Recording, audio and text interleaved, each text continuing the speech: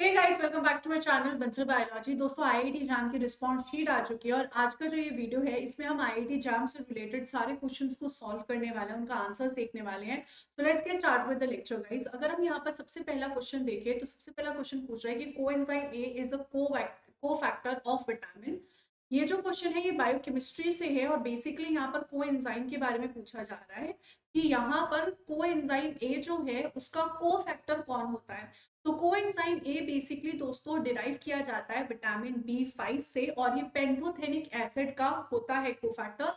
तो कौन सा ऑप्शन सही होगा? डी ऑप्शन यहाँ पर बिल्कुल सही होगा without any doubt. Let's move towards the next question. Which one of the following is not a secondary messenger in mammalian cell? Cell biology से क्वेश्चन है। इस कंडीशन में अगर हम देखें डैग जो होता है वो IP3 पाथवे में आता है जिसमें पीएलसी जो है वो PIP2 को तोड़ता है और उसकी वजह से डैग और IP3 बनते हैं। कैल्शियम जो है कैल्शियम कार्बोमोड्यूलिन के साथ आता है और कैंप जो होता है एडिनाइलेट साइक्लेस के साथ आता है। एडिनाइलेट साइक्लेस कैंप की सिंथेसिस। तो पोटेशियम जो है डेफिनेटली इसमें गलत होगा। पोटेशियम जो है वो सेकेंडरी मैसेंजर की तरह नहीं एक्ट किया जाता है। तो कौन सा ऑप्शन यहाँ पे सही होगा? Definitely B option is absolutely correct. Next question है the most abundant phospholipid in E coli plasma membrane is. ये क्वेश्चन बेसिकली हम कह सकते हैं माइक्रोबायोलॉजी से भी है, सेल बायोलॉजी से भी है कि जो इक्वलाई होती है उसमें सबसे ज्यादा क्या प्रेजेंट होता है। तो उसमें फॉस्फेटाइल इथेनॉल अमाइन सबसे ज्यादा होता है, करीब 70 to 80%। जो इक्वलाई की प्लाज्मा मेम्ब्रेन में प्रेजेंट होते हैं फॉस्फोलिपिड्स वो फॉस्फेटाइल इथेनॉल अमाइन ही होते हैं।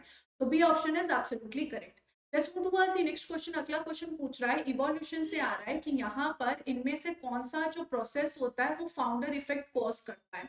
तो अगर हम यहाँ पर देखें, हमें पता है इवोल्यूशन में दोस्तों मैं आपको पढ़ाती हूँ जेनेटिक ड्रिफ्ट होता है जिसमें सडनली रैंडमली चीजें होती हैं जिसकी वजह से एक तो बॉटलनेक इफेक्ट होता है और एक फाउंडर इफेक्ट होता है। तो फाउंडर इफेक्ट यहाँ पर होता है जिसमें एक लार्ज पॉपुलेशन में से एक स्मॉल ग्रुप ऑफ ऑर्गेनिज्म निकल जाते हैं और वो नई जगह पर जाकर अपनी एक नई पॉपुलेशन बनाते हैं जिसमें रेयर एलील्स जो है वो भी फिक्स हो सकती है। तो B option is absolutely correct.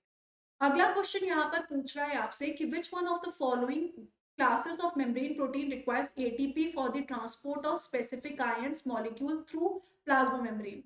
Cell biology का क्वेश्चन है। अगर हम यहाँ पर देखें एटीपी कब चाहिए होती है? जब हम एक्टिव ट्रांसपोर्ट करते हैं यानी कि लो कॉन्सेंट्रेशन से हाई कॉन्सेंट्रेशन की तरफ चीजों को मूव कराते हैं और ये चीज पंप्स के साथ होती है। तो डी ऑप्शन यहाँ पर बिल्कुल सही होगा। अब तो इससे देख सकते हो जैसे कि यहाँ पर सोडियम पोटेशियम पंप हो गया, ऐसे पंप्स होते हैं। नेक्स्ट क्वेश्चन यहाँ पर बायोकेमिस्ट्री से क्वेश्चन पूछ रहा है कि इनमें से कौन सा जो है वो असेंशियल अमाइनो एसिड नहीं है, मतलब हमारी बॉडी उसकी सिंथेसिस कर सकती है। तो अगर हम यहाँ पर देखें टाइरोसिन जो है दोस्तों वो यहाँ पर असेंशियल अमाइनो एसिड नहीं होगा क्योंकि टाइरोसिन जो है उसकी सिंथेसिस हमारी body phenyl alanine amino acid को यूज करके कर सकती है। फिनाइल एलेनिन को टाइरोसिन में हम कन्वर्ट कर सकते हैं, इसके लिए यहाँ पर PHA जीन रिक्वायर्ड होता है तो यहाँ पर एंजाइम बनाता है जो फिनाइल एलेनिन से टाइरोसिन बनाएगा। So B option is absolutely correct. Next question plant physiology से है which one of the following is not an auxin. इनमें से कौन सा ऑक्सिन नहीं है? तो अगर हम एब्सिसिक एसिड देखें वो एक अलग हार्मोन होता है जो सीड डोरमेंसी कराता है, स्ट्रेस कंडीशन में आता है। बाकी तीनों के तीनों हार्मोन जो होते हैं वो ऑक्सिन होते हैं, भले वो इंडोल 3 पायरुवेट ब्यूटाइरिक एसिड हो, इंडोल 3 एसिटिक एसिड हो या फिनाइल एसिटिक एसिड हो। बाकी तीनों ऑक्सिन है। तो यहाँ पर कौन सा ऑप्शन सही होगा? Without any doubt A option is absolutely correct. अगला क्वेश्चन इम्यूनोलॉजी से identify the incorrect statement about immunoglobulin. Immunoglobulin से रिलेटेड इनकरेक्ट स्टेटमेंट अगर हम यहाँ पर देखें तो आईजीए जो होता है वो डाइमर होता है, सही बात है। आईजीएम जो होता है वो पेंटामर होता है, बिल्कुल सही बात है, वो पेंटामर के फॉर्म में प्रेजेंट होता है। आईजी एलर्जिक रिस्पॉन्सेज में आता है जो मास्ट सेल से जाके बाइंड होता है। लेकिन आईजीडी मोस्ट अबंडेंट इम्यूनोग्लोबुलिन है, ये तो गलत बात है। आईजीजी होता है। ये सारे क्वेश्चन हमने आईआईटी जैम एग्जाम से जस्ट पहले सॉल्व भी किए थे दोस्तों। बी ऑप्शन यहाँ पर बिल्कुल सही है। Let's move towards the next question. Microbiology से क्वेश्चन है कि इनमें से कौन सा आर्किया का करेक्टरिस्टिक नहीं है। तो यहाँ पर सर्कुलर क्रोमोसोम इसके पास होता है सूडोम्यूरिन यानी कि इसके पास झूठी पेप्टिडोग्लाइकन की लेयर होती है। इसके पास पैरा क्रिस्टलाइन एस सरफेस भी होता है सेल वॉल में, लेकिन पेप्टिडोग्लाइकन इसके पास नहीं होती। पेप्टिडोग्लाइकन जो फीचर है वो बैक्टीरिया का होता है ना कि आर्किया का। तो सी ऑप्शन यहाँ पर बिल्कुल करेक्ट हो। नेक्स्ट क्वेश्चन पूछ रहा है which one of the following vector types is suitable to clone. अगर आपको 2000 केबी का क्लोन करना है, डीएनए इंसर्ट करना है, तो उसके लिए क्या सुटेबल रहेगा? ये क्वेश्चन बेसिकली आरडीटी से है और इसका यहाँ पर ए ऑप्शन बिल्कुल सही होगा। ईस्ट आर्टिफिशियल क्रोमोसोम यहाँ पर जो है वो 2000 केबी तक के डीएनए को कैरी कर सकता है, तो उसके लिए बेस्ट ईस्ट आर्टिफिशियल क्रोमोसोम रहेगा। नेक्स्ट क्वेश्चन आ रहा है जेनेटिक्स से, बैक्टीरियल कॉन्जुगेशन जो है आप इसको किस चीज के लिए यूज करते हो, बेसिकली क्यों यूज किया जाता है? तो बैक्टीरियल कॉन्जुगेशन एक ऐसा प्रोसेस है जिसमें दो बैक्टीरिया साथ में आते हैं, सेक्स पिलस के थ्रू जुड़ते हैं और अपना डीएनए, अपना प्लाज्मिड ट्रांसफर कर सकते हैं। तो इसमें आपको फिजिकल कांटेक्ट चाहिए होता है, डायरेक्ट कांटेक्ट चाहिए होता है। अगर यहाँ पर डायरेक्ट अपटेक होगा तो उसे हम ट्रांसफॉर्मेशन कहते हैं। अगर आपको ट्रांसफर करना है वायरस के थ्रू तो ट्रांसडक्शन कहते हैं। और सेक्सुअल रिप्रोडक्शन तो यहाँ पर कॉन्जुगेशन को कहते हैं, लेकिन ये रिप्रोडक्शन नहीं होता, ये जीन ट्रांसफर होता है। It's not a reproduction, it's a gene transfer. Next बोल रहा है which one of the following statement regarding photo systems is not correct. आपसे पूछ रहे हैं इनमें से कौन सा नॉट ट्रू है। तो अगर हम यहाँ पर देखें PS1 जो होता है वो 700 नैनोमीटर की लाइट को एब्जॉर्ब करता है, PS2 जो होता है वो 680 नैनोमीटर की लाइट को एब्जॉर्ब करता है। तो ये बात सही है। PS2 जो होता है वो थाइलाकॉइड मेम्ब्रेन पे स्टैक्ड वाली जगह पर होता है और PS1 अनस्टैक्ड वाली जगह पर होता है। लेकिन PS1 में वाटर स्प्लिटिंग नहीं होती। वाटर स्प्लिटिंग जो होती है वो यहाँ पर PS2 में होती है, जब शुरुआत होता है और इलेक्ट्रॉन्स H2O से PS2 लेता है। तो यहाँ पर बी ऑप्शन इज रॉन्ग। सारे क्वेश्चंस अच्छे से पढ़ाए हुए थे दोस्तों। अगला क्वेश्चन देखते हैं। In the genetic code 61 codons code for 20 amino acid, how many types of amino acid tRNA synthetase are required for correct matching of tRNA to the corresponding amino acid.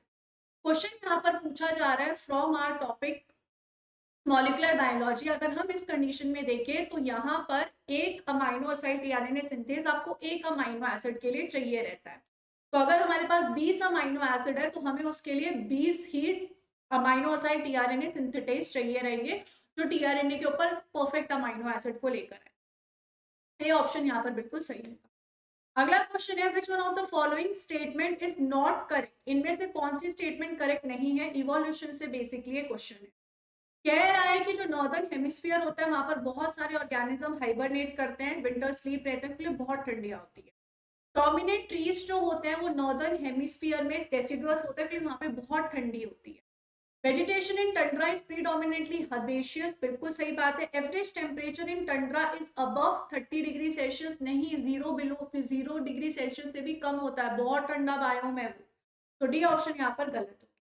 Next question अगर हम चले mol bio से पूछा जा रहा है which one of the following sigma factors is responsible for the transcription regulation of nitrogen assimilation.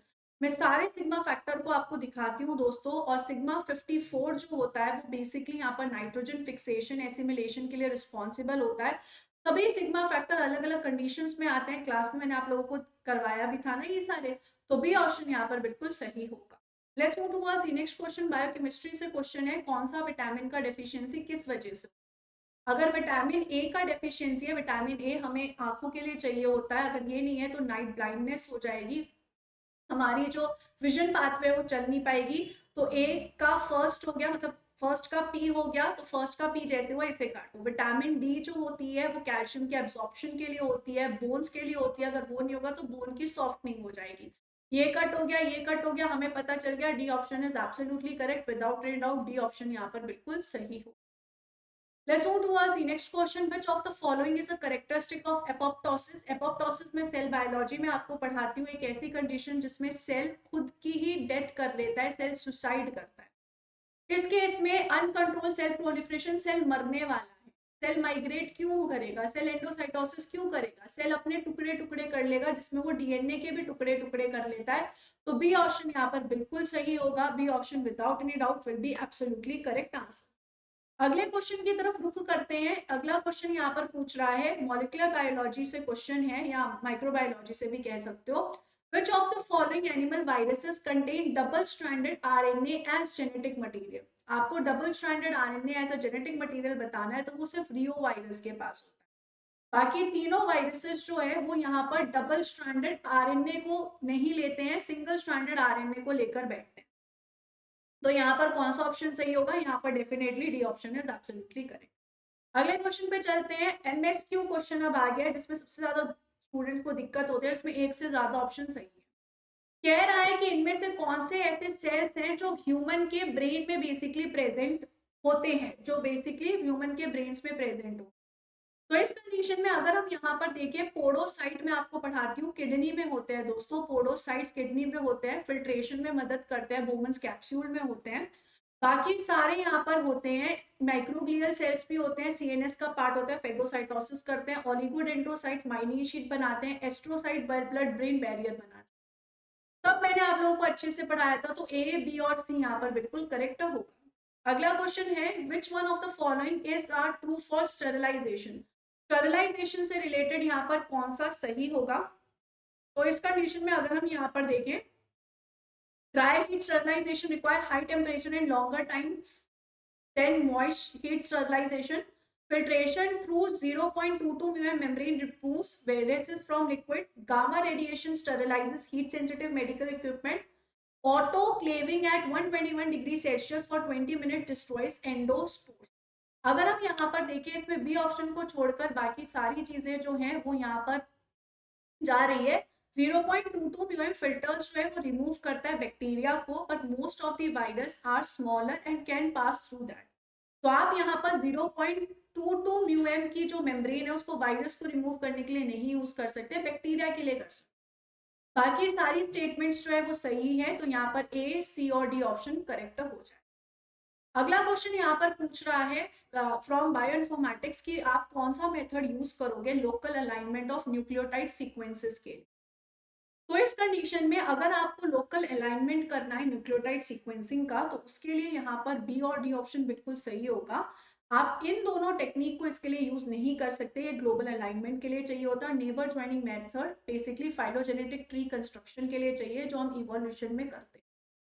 Let's move towards the next question. In a protein, trypsin catalyzes the hydrolysis of peptide bonds with carbonyl group contributed by. ये जो question है ये biochemistry से है, और इस condition में हमेशा आपको मैं बताती हूँ, रणबीर कपूर से आप याद रखो, आर के पे कट करता है ट्रिप्सिन, मतलब आर्जिनिन जिसका सिंबल आर होता है और लाइसिन जिसका सिंबल के होता है। तो ए और बी ऑप्शन यहाँ पर बिल्कुल सही होगा। अगला क्वेश्चन आ जाता है एनएटी से दोस्तों। एनएटी क्वेश्चन में यहाँ पर सबसे पहला क्वेश्चन जो आपसे पूछ रहा है वो ये पूछ रहा है कि the nucleotide sequence of one of the DNA strands is this, the GC content in the double stranded DNA will be. GC content double stranded DNA में कितना होगा। अगर हम टोटल इन न्यूक्लियोटाइड को कैलकुलेट करें तो टोटल न्यूक्लियोटाइड यहाँ पर 18 है, जिनमें से अगर हम जी देखें तो 5 है और सी देखें तो यहाँ पर 5 है।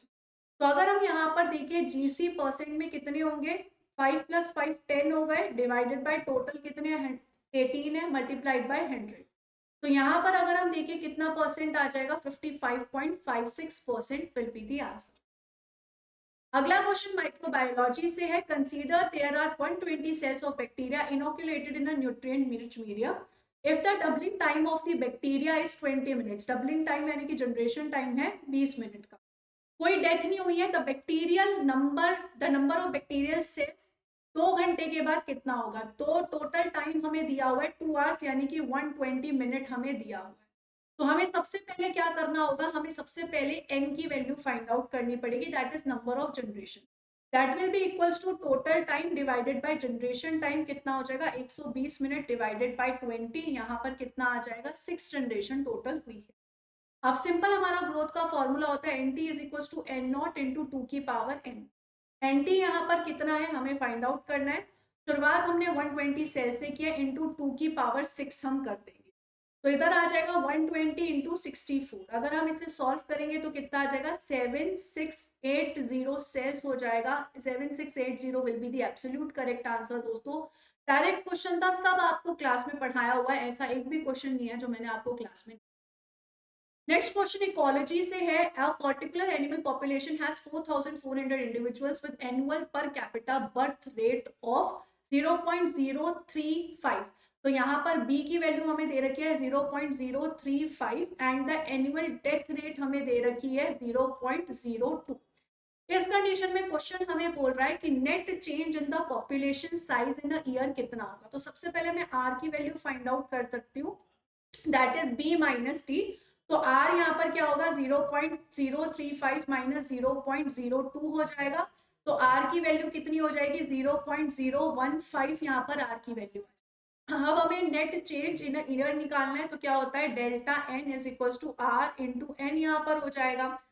डेल्टा एन मुझे फाइंड आउट करना है, आर की वैल्यू है 0.015 और एन की वैल्यू यहाँ पर 4400 दे रखी है। तो डेल्टा एन यहाँ पर कितना आ जाएगा, इजिली 66 आ जाएगा। तो 66 will be the correct answer. अगला क्वेश्चन आरडीटी से है। आरडीटी से क्वेश्चन पूछा गया है कि आपके पास एक 9.2 केबी का प्लाज्मिड है और उसके पास पीक्यूआरएस साइट है जहां पर बीएम बामेट-1 कट कर सकते। कह रहा है आपने ये जो आर साइट है वहां पर म्यूटेशन कर दिया जिससे अब बामेट-1 साइट नहीं है। अब अगर आप सोचो कि बामेट-1 डाइजेस्ट कर रहा है तो आपको किस किस टाइप का फ्रेगमेंट मिलेगा। तो इस कंडीशन में अब हमारे पास एक ही साइड बच गई, इसको आप कट कर दो तो अब हमारे पास Q से लेकर S तक एक ही साइड है जो कि यहाँ पर हो जाएगी 3.4 kb की। तो अब इस कंडीशन में अगर हम यहाँ पर देखें, हमें यहाँ पर अगर हम समझने की कोशिश करें तो इस कंडीशन में क्या पूछ रहा है, नंबर ऑफ डीएनए फ्रेगमेंट्स कितने मिलेंगे। तो यहाँ पर एक फ्रेगमेंट ये मिल जाएगा, ये इतना बड़ा, दूसरा फ्रेगमेंट इतना बड़ा मिल जाएगा और तीसरा फ्रेगमेंट इतना बड़ा मिल जाएगा। तो टोटल हमें कितने फ्रेगमेंट्स मिल जाएंगे, 3। तो 3 यहाँ पर बिल्कुल सही होगा। Let's move towards the next question. Next question पूछ रहा है during anaerobic glycolysis in muscles each mole of glucose is converted into 2 moles of lactate yielding 2 moles of ATP. Assume molar mass of glucose is 180 gram per mole if 1 kg of glucose undergoes complete conversion to lactate. The number of moles of ATP produced is. अगर हम इस question को समझने की कोशिश करें, question कहाँ से आ रहा है दोस्तों, बायोकेमिस्ट्री से ये क्वेश्चन आ रहा है।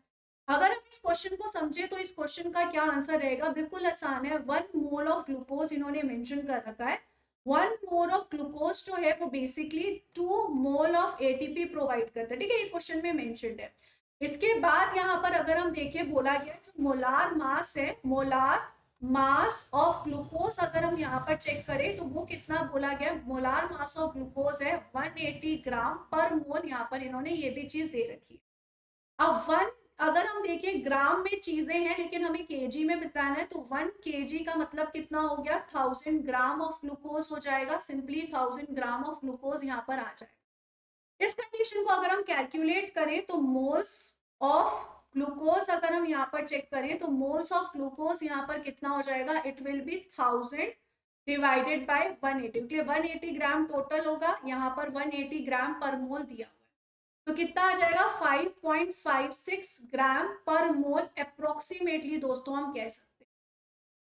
अब एटीपी कितनी प्रोड्यूस हो रही है, 2 एटीपी हो रही है, तो 5.56 इंटू 2 अगर हम यहाँ पर करें तो कितना आ जाएगा 11.11 यहाँ पर आ जाएगा। तो इसका आंसर कितना हो जाएगा 11.1 हो जाएगा, एक ही डेसिमल में दिया। तो ये सारे बायोलॉजी से बेसिकली क्वेश्चन थे आईआईटी जैम के 2026 के और ये सारे आंसर थे। मुझे उम्मीद है दोस्तों आपको हेल्प मिली होगी इससे, आपको समझ में आया होगा कि किस तरीके के क्वेश्चंस जो हैं वो आईआईटी जैम ने इस बार पूछे। अगर आपको बंसल बायोलॉजी पे मेरे साथ पढ़ना है तो आप जरूर ज्वाइन कर सकते हैं। आई होप आप लोगों के बहुत अच्छे से इस बार का पेपर हुआ होगा। नहीं हुआ है तो आप मेरे बाकी के एंट्रेंसेस में जुड़ सकते हैं दोस्तों। अगर आप अगले साल के लिए प्रिपेयर कर रहे हो तो अगले साल का 2027 का बैच भी शुरू हो चुका है, आप उसके लिए जुड़ सकते हो। बट मुझे पूरी उम्मीद है कि आपका पेपर बहुत अच्छा हुआ होगा। आप मुझे बताइएगा कि इसके अलावा आपको क्या नीड है, हेल्प है, मैं डेफिनेटली उसके ऊपर वीडियो अपलोड करूंगी। अगर आपको कुछ और रिक्वेस्ट हो आपकी तो जरूर कमेंट सेक्शन में बताइए। और अगर आपके दोस्त हैं जिन्हें पढ़ना है आईआईटी जैम के लिए, उन्हें बोलिएगा कि वो ज्वाइन कर सकते हैं nucleus batch for IIT jam 2027, क्योंकि कंप्लीट पेपर जो है वो नोट से ही आया था, नोट से ही उठा के सारे क्वेश्चंस बने और कितने क्वेश्चंस तो मैंने आपको एग्जाम से पहले जस्ट करवाए भी थे। अगर आपको मेरे साथ जुड़ना है दोस्तों डेफिनेटली आप जुड़ सकते हैं। बाकी thank you so much for joining with me in this session. Take care of yourself guys, thank you.